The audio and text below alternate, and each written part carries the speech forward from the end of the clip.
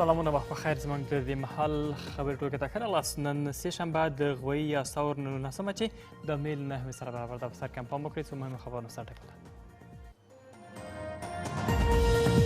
په افغانستان کې ټیکاو د سیمې په ګټه. د افغانستان، چین او ازبکستان د بهرنیو چارو وزیرانو په خپله 5مه ناسته کې په افغانستان کې ثبات د سیمې د ثبات په معنا وباله.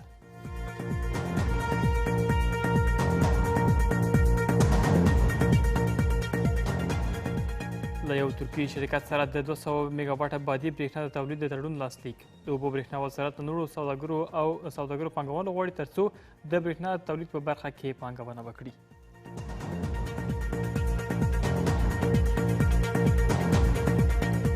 په نوي رنګ د ښاري ټکسیانو بدلیدل. د کورونو چارو وزارت د دې کار موخه د ښاري نظم راوستل، د مسافرو د امنیت ټینګښت او د ښاري ټکسیانو د شمیر په ډاګه کول بولي.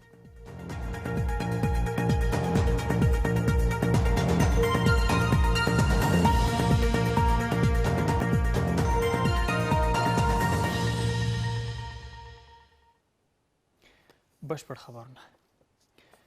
د افغانستان، چین او پاکستان د بهرنیو چارو وزیرانو په خپله 5مه ناسته کې په افغانستان کې ټیکاو د سیمې په ګټه وباله. د دې ناستې د پای په اعلان پاڼه کې راغلي چې درې واړه هیوادونه په ورته درناوي پر بنسټ خپلې امنیتي، پراختیایي او سیاسي همکاري زیاتوي او سازمان شوي جرمونو او نشه یي توکو پر وړاندې مبارزې ته به هم ژمن وي. د دې سره هممهاله امیر خان متقي په اسلام آباد کې د افغانستان له سفارتخونې څخه لیدنې پر مهال وایي چې له پاکستاني چارواکو سره په لیدنه کې افغانانو ته د ویزې په ورکړه کې اسانتیا، کډوالو د ستونزو پر حل او سوداګري او ترانزیت پر سر یې خبرې اترې کړي دي.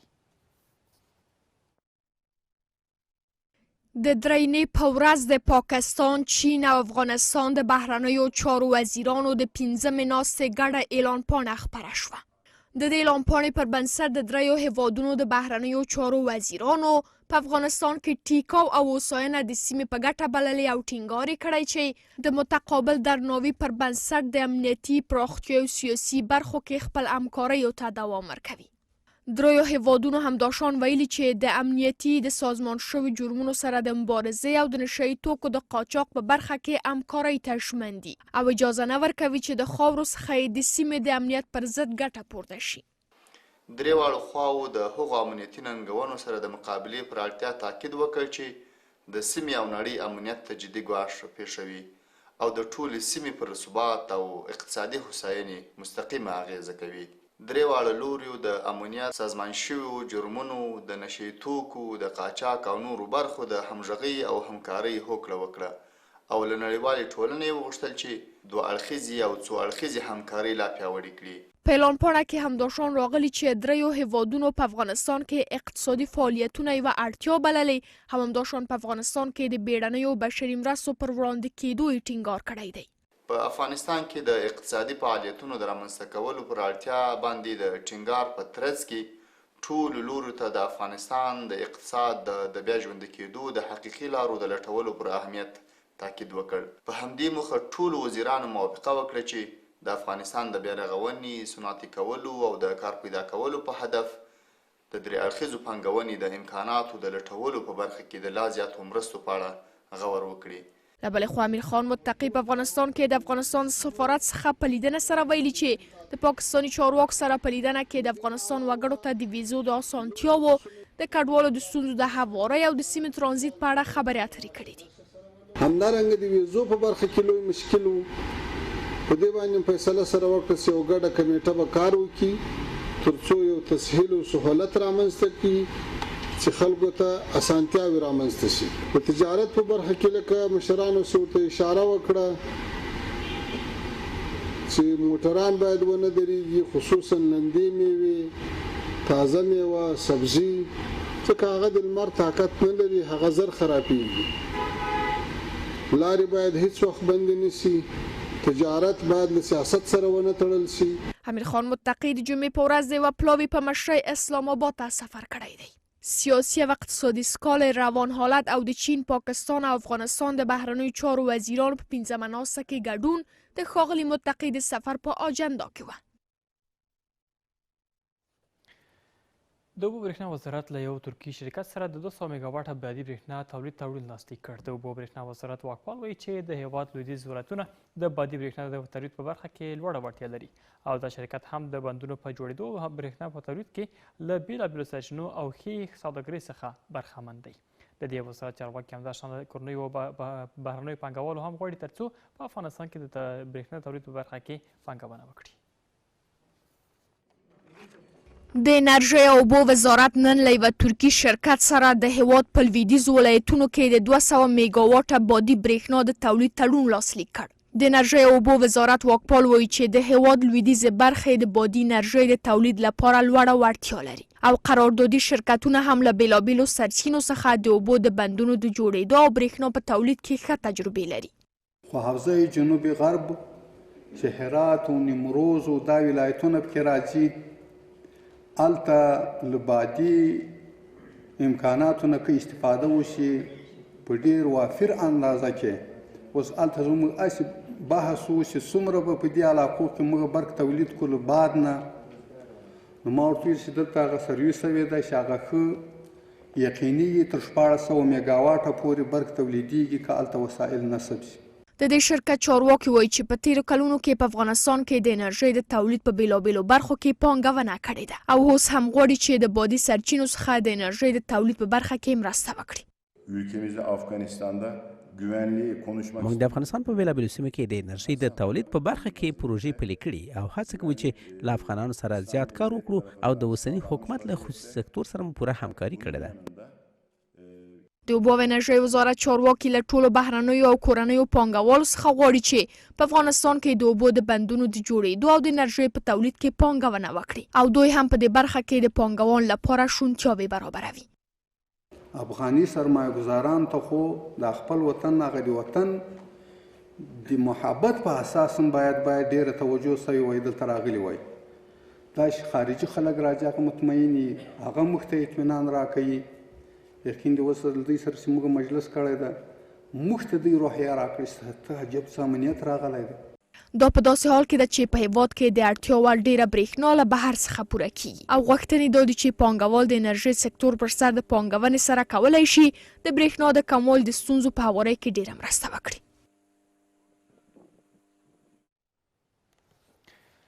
له ایران څخه په توکو بار لومړنی ازمکتي ریلګاډی د هرات ولایت تر اوزنک او تمځای ته ورسېد. د سوداګرۍ رسنیو وزارت اعلان وکړ چې د اوسپنې پټلۍ شبکې پراختیا د اسلامي امارات له موخو څخه ده چې په سیمه ییز نښلېدو او د توکو په لیږد رالېږد کې به مهم رول ولري.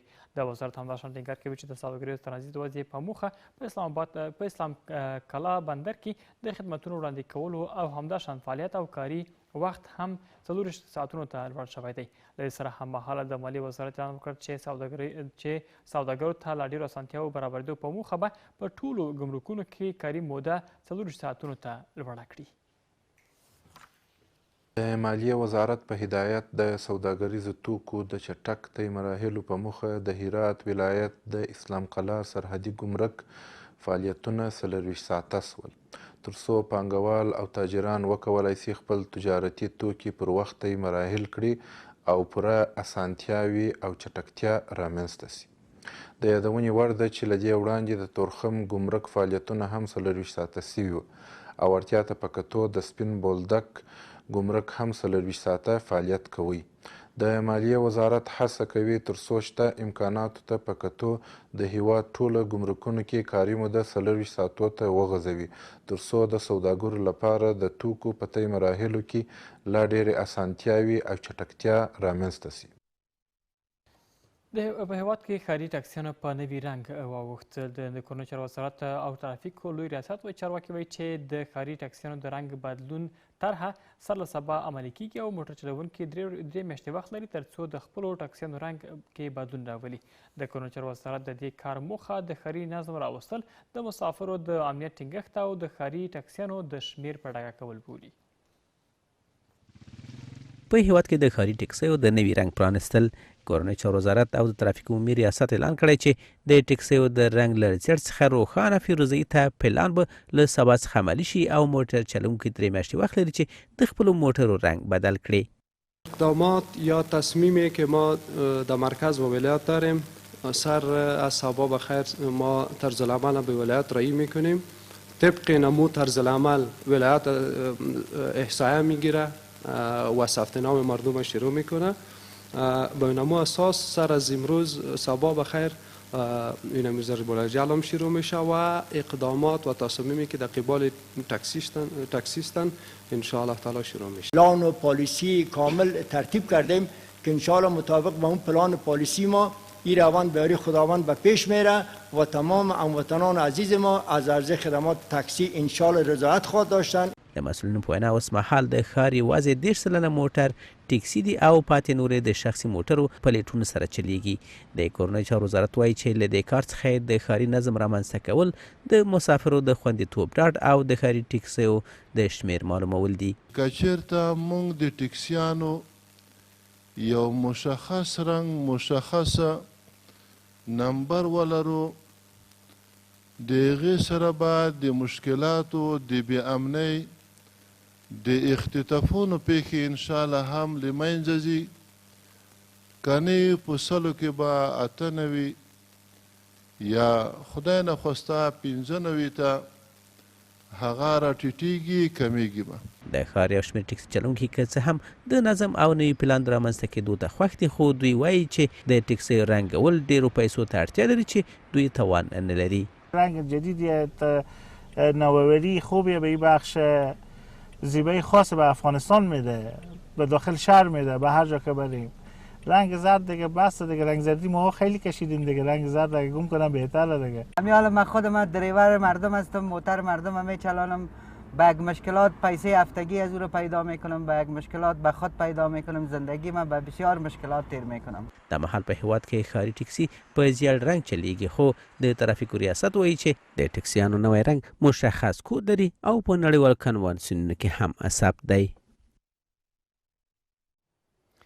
او د باغ کرنې ریاست د تیرو کلونو په پرتله د زردالو د حاصلاتو 10 سلنې کموالي خبر ورکوي. د دې ادارې پاسوال وچکالي، سړښت او اقلیمي بدلون په بلخ کې د دې میوې د حاصلاتو د کمېدو له لاملونو یادوي. په همدې حال کې یو شمېر بڼ لرونکي وایي چې د باغونو ونو یې د تیر کال وچکالۍ له کبله زیان لیدلی او حاصلات هم کم شوي دي. زردالو د هر نور میوې څخه د مخه پخه شوی او په بازار کې پلورل کیږي، خو سږکال په ظاهره توګه د هغه پایداوار کم شوی دی. د بلخ د کرنې ریاست وایي چې د تیر کال د سړې هوا، وچکالیو او اقلیمي بدلونونو له کبله سږکال د دې میوې پایداوار تر 10 سلنې کم شوی دی. حاصلات امسال در رابطه با زردالو، آلو تقریبا سردی هوا 20 الی 30% تاثیر کرده، حاصلاتش از پارسال کم هست. اما در رابطه با انگور، انار دیگه این چیزا باز زیاد تاثیر کرده، تقریبا 90% تاثیر یخ بوده. په همدې حال کې یو شمېر بڼ لرونکي هم وایي چې پر وخت سره د اورښتونو نه ورېدل د زردالیو ونو ته جدي زیان رسولی دی.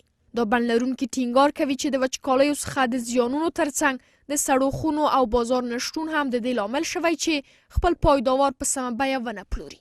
حاصلات خوب است، منتها یه ذره بارندگی نشده که حاصل یه ذره خرد آمده. این زردالو هر میوه که هست یه ذره خرد مونده که بارندگی نشده. سردخانه نداریم که میوه ما یا یک روز دو روز در موتر تا مزار میبریم، با کابل رسانده نمیتونیم. اگر سردخانه باشه ما میتونیم که یک روز دو روز 5 روز یک موتر ما یک جای انتقال بده، سردخانه باشه نگاه بکنیم، نگهداری بکنیم، میوه ما خراب نشود دبی برسه. له بلې خوا د بلخ ولایت د کرنې، اوبو لګونې او مالدارۍ ریاست د دې ولایت د بڼ لرونکو ستونزې مني، خو ټینګار کوي چې د دې ولایت د کروندګرو او بڼ لرونکو ستونزو ته د رسیدنې لپاره هڅې روانې دي.